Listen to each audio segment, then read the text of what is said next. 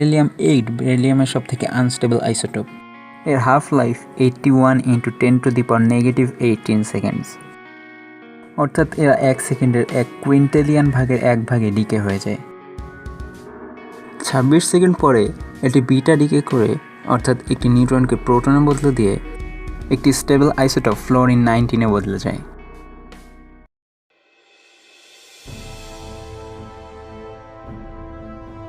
আমরা আমাদের চারপাশে যা কিছু দেখি এবং এই মহাবিশ্বে যা কিছু আছে সবই অ্যাটম অর্থাৎ পরমাণু দিয়ে তৈরি, এবং এই অ্যাটম গঠিত হয় 3টি sub atomic particle neutron, proton এবং ইলেকট্রন দিয়ে। এবং এই পরমাণু দিয়ে যা কিছু গঠিত সেগুলো একটা সময় পর ডিকে হতে শুরু করে, অর্থাৎ ক্ষয়ে যেতে শুরু করে, কারণ এগুলো যে পরমাণু দ্বারা তৈরি সেগুলো এক সময় পর ক্ষয়ে যায়। এখানে ডিকে কিংবা ক্ষয় হয়ে যাওয়া বলতে একটি পরমাণু থেকে নিউট্রন, প্রোটন এবং ইলেকট্রন আলাদা হয়ে গিয়ে অন্য কোনো নিউট্রন, প্রোটন এবং ইলেকট্রনের সাথে অন্য একটি পরমাণু তৈরি করে। এরকম ভাঙা গড়ার খেলা মহাবিশ্বের শুরু থেকেই চলে আসছে। অ্যান্ড মজার ব্যাপার হলো, আমরা বর্তমান টেকনোলজির সাহায্যে একটা জিনিস ক্ষয়ে যেতে কত সময় লাগবে সেটাও বের করতে পারি। সায়েন্টিস্টরা এটা বের করে থাকেন হাফ লাইফের কনসেপ্টের সাহায্যে। একটা পদার্থ যখন ডিকে হয়ে তার 50%-এ চলে আসে, তখন সেটাকে পরীক্ষা করে সায়েন্টিস্টরা বলতে পারেন সেটি আর কতদিন টিকবে।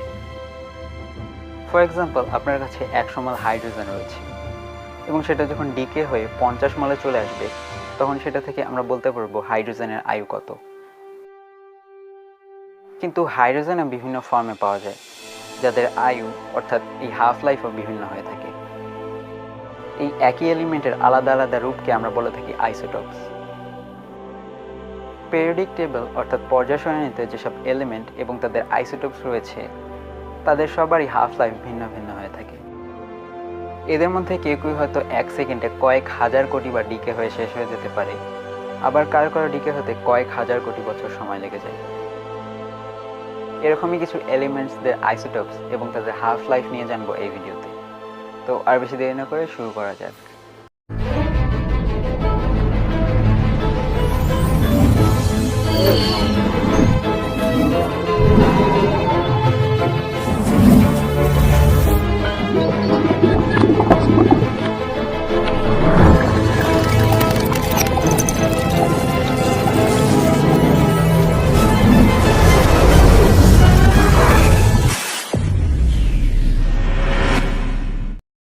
একটা এলিমেন্ট তৈরি হয় সেম অ্যাটম অর্থাৎ পরমাণু দিয়ে।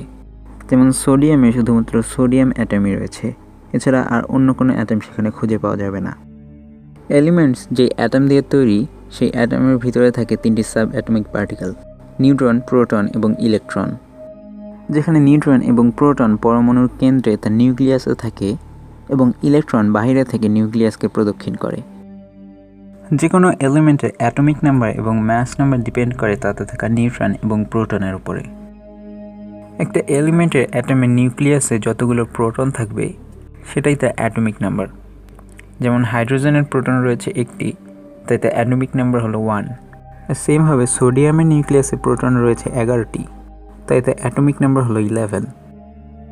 এবং কোনো এলিমেন্টের মাস নাম্বার বের করা হয় তাদের মধ্যে থাকা নিউট্রন এবং প্রোটনের যোগফল দিয়ে। যেমন সোডিয়ামে 11টি প্রোটন এবং 12টি নিউট্রন রয়েছে, তাই তার ম্যাস নাম্বার হলো 23। কার্বনে 6টি প্রোটন রয়েছে, তাই তার অ্যাটমিক নাম্বার হলো 6। এবং কার্বনে নিউট্রনও রয়েছে 6টি, তাই এর ম্যাস নাম্বার হলো 6টি প্রোটন প্লাস 6টি নিউট্রন ইকুয়ালস টু 12।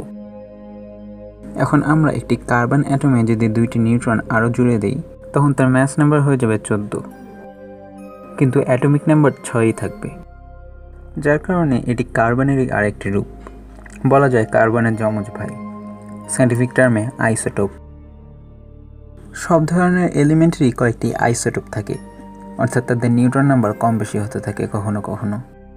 এর মধ্যে একটা এলিমেন্টের যত বেশি আইসোটোপ থাকবে সেটা তত বেশি স্টেবল এলিমেন্ট, এবং তার হাফ লাইফও বেশি হয়ে থাকে। অন দ্য আদার হ্যান্ড, যে এলিমেন্টের আইসোটোপস কম হয়ে থাকে তো স্টেবিলিটিও কম হয়, যার কারণে তার হাফ লাইফও কম হয়ে থাকে এবং সেটা তাড়াতাড়ি ডিকে হয়ে নষ্ট হয়ে যায়। নিউক্লিয়ার ফিজিক্সে এলিমেন্টদের এই হাফ লাইফ থেকেই বোঝা যায় সেটা কত বেশি স্টেবল এবং তা কতদিন টিকবে। আমাদের যাত্রা শুরু করা যাক হাইড্রোজেন দিয়ে, যেটা সম্পূর্ণ মহাবিশ্বে সবথেকে বেশি পাওয়া যায়। হাইড্রোজেনেরও কয়েকটি আইসোটোপ রয়েছে, যার মধ্যে 3টি আমরা পৃথিবীতে সচরাচরই পেয়ে থাকি, যেমন প্রোটিয়াম অর্থাৎ সাধারণ হাইড্রোজেন, ডিউটেরিয়াম ও ট্রিটিয়াম। নর্মাল হাইড্রোজেন অর্থাৎ প্রোটিয়ামে কোনো নিউট্রন থাকে না, ডিউটেরিয়ামে 1টি এবং ট্রিটিয়ামে 2টি নিউট্রন থাকে। নর্মাল হাইড্রোজেন বা প্রোটিয়াম একটি হাইলি স্টেবল এলিমেন্ট এবং তার হাফ লাইফ এতই বেশি যা আমরা বর্তমান টেকনোলজি দ্বারা বের করতে পারবো না। অন্যদিকে ডিউটেরিয়াম সমুদ্রে পাওয়া যায় এমন হাইড্রোজেনের একটি আইসোটোপ। এটাও খুবই স্টেবল এবং তা পৃথিবীতে পাওয়া হাইড্রোজেনের মাত্র 0.0156%। এবং ট্রিটিয়াম হাইড্রোজেনের একটি রেডিও অ্যাক্টিভ আইসোটোপ, যা রেডিও অ্যাক্টিভ টিকে হয়ে 12.5 বছর পর্যন্তই টিকে থাকে। হাইড্রোজেনের আরও 2টি ভাই আছে, হাইড্রোজেন 5 এবং হাইড্রোজেন 7। এরা ইউনিভার্সে সবথেকে তাড়াতাড়ি ডিকে হয়ে যাওয়া এলিমেন্টগুলোর মধ্যে একটি। এদের হাফ লাইফ 23 থেকে 80 × 10⁻⁻24 সেকেন্ডস, অর্থাৎ 1 সেকেন্ডেরও বিলিয়ন বিলিয়ন ভাগের মধ্যে এরা ডিকে হয়ে যায়। হাইড্রোজেনের পর এবার যাওয়া যাক পিরিয়ডিক টেবিলের 4th এলিমেন্ট অর্থাৎ বেরিলিয়ামের দিকে। বেরিলিয়ামের এখনও পর্যন্ত 12টি আইসোটোপ খুঁজে পাওয়া গিয়েছে। এর মধ্যে বেরিলিয়াম 9ই পৃথিবীতে বেরিলিয়ামের সবথেকে স্টেবল আইসোটোপ, যার মধ্যে 4টি প্রোটন এবং 5টি নিউট্রন রয়েছে। এবং বেরিলিয়াম 8 বেরিলিয়ামের সবথেকে আনস্টেবল আইসোটোপ। এর হাফ লাইফ 81 × 10⁻⁻18 সেকেন্ডস, অর্থাৎ এরা 1 সেকেন্ডের 1 কুইন্টেলিয়ান ভাগের 1 ভাগে ডিকে হয়ে যায়। এই সময়টা অর্থাৎ 10⁻⁻18 সেকেন্ডসকে বলা হয় 1 অ্যাটোসেকেন্ডস।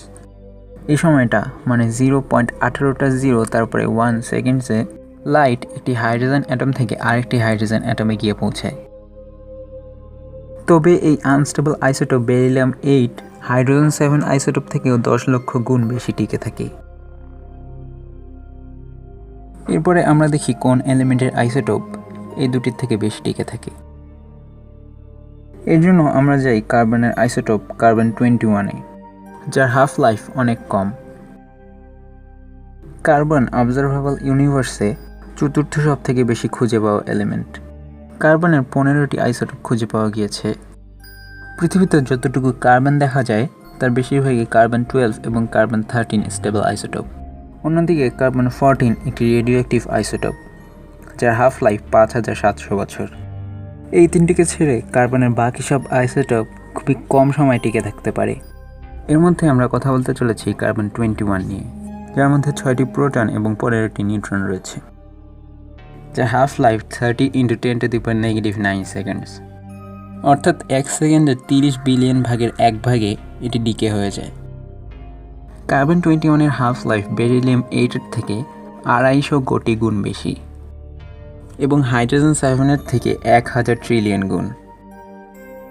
তবুও আমরা এর ডিকে হওয়াকে খালি চোখে অবজার্ভ করতে পারবো না। এখন এগোনো যাক সেই সব আইসোটোপসের দিকে যাদের ডিকে হওয়াকে আমরা স্লোমো ক্যামেরার সাহায্যে অবজার্ভ করতে পারবো। নাইট্রোজেন, এর বেশিরভাগই হলো নাইট্রোজেন 14। পৃথিবীতে পাওয়া নাইট্রোজেনের 99.6%ই হলো নাইট্রোজেন 14। বাকি সব নাইট্রোজেন খুব কম মাত্রায় পাওয়া যায়, যার মধ্যে একটি হলো নাইট্রোজেন 12, যার মধ্যে 7টি প্রোটন এবং 5টি নিউট্রন রয়েছে, যার কারণে এটি অনেক আনস্টেবল। এবং এর ফলে সে শুধুমাত্র 11 মিলিসেকেন্ডের মধ্যেই বিটা ডিকে করে, অর্থাৎ একটি প্রোটনকে নিউট্রনে বদলে দিয়ে এটা কার্বন 12-এ বদলে যায়। এর পরেরটা আমাদের কাছে অনেক জরুরি। অক্সিজেনের আইসোটোপ অক্সিজেন 19, যার হাফ লাইফ 26 সেকেন্ড। এটি একটি আনস্টেবল আইসোটোপ, কিন্তু এর ডিকে হওয়া আমাদের চোখ দেখতে পারে। 26 সেকেন্ড পরে এটি বিটা ডিকে করে, অর্থাৎ একটি নিউট্রনকে প্রোটনে বদলে দিয়ে একটি স্টেবল আইসোটোপ ফ্লোরিন 19-এ বদলে যায়। এরপরে আমাদের স্কেলটাকে আরও বাড়িয়ে দেখব সেই সব আইসোটোপসদের যাদের ডিকে হতে অ্যাটলিস্ট 10 বছরের বেশি সময় লাগে। সিজিয়ামের একটি আইসোটোপ সিজিয়াম 137, যার হাফ লাইফ 30 বছর। এর ব্যবহার রেডিয়েশন মাপা ডিভাইসকে ক্যালিব্রেট করার জন্য এবং ক্যান্সার ট্রিটমেন্টে রেডিওথেরাপিতে হয়ে থাকে।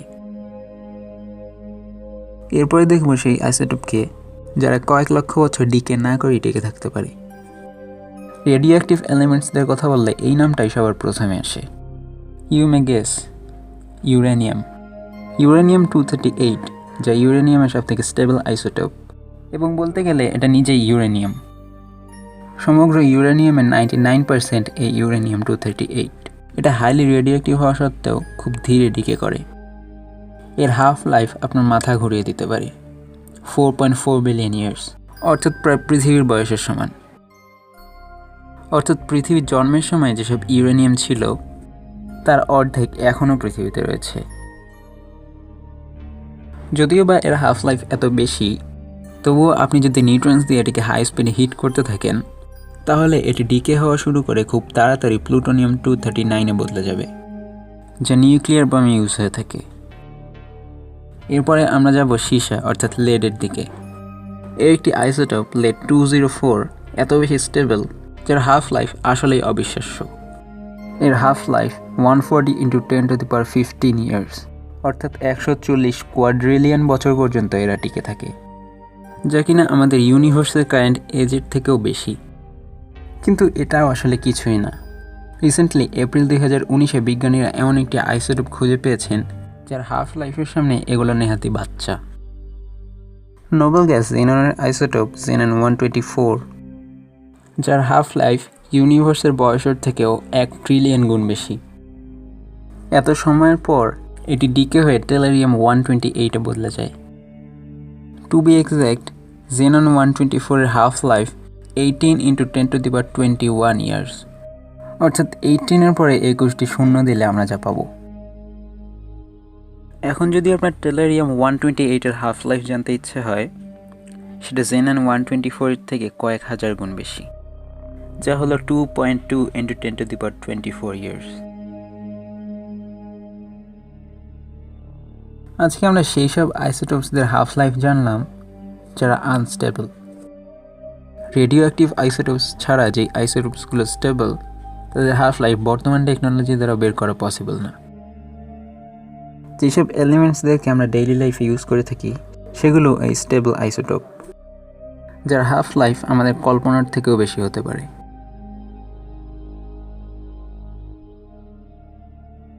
তো আজকের ভিডিওটা এই পর্যন্তই। ভিডিওটি ভালো লাগলে অবশ্যই একটি লাইক দিয়ে দেবেন। আর ভিডিওতে যদি কোনো ভুল হয়ে থাকে অথবা আপনার যদি কোনো কোয়েশ্চেন থাকে অবশ্যই কমেন্টে লিখে জানাবেন। আর এই ভিডিওটি আপনার ফ্রেন্ডস অ্যান্ড ফ্যামিলির সাথে শেয়ার করুন যাতে তারাও এর সম্পর্কে জানতে পারে। আর যাওয়ার আগে অবশ্যই আমাদের চ্যানেলটিকে সাবস্ক্রাইব করবেন এবং পাশে বেল আইকনে ক্লিক করে অলে সিলেক্ট করে দিবেন আমাদের সব ভিডিও সবার আগে পাওয়ার জন্য। তো আজকের ভিডিওটা এই পর্যন্তই। ভালো থাকবেন, দেখা হবে আবার অন্য কোনো ভিডিওতে।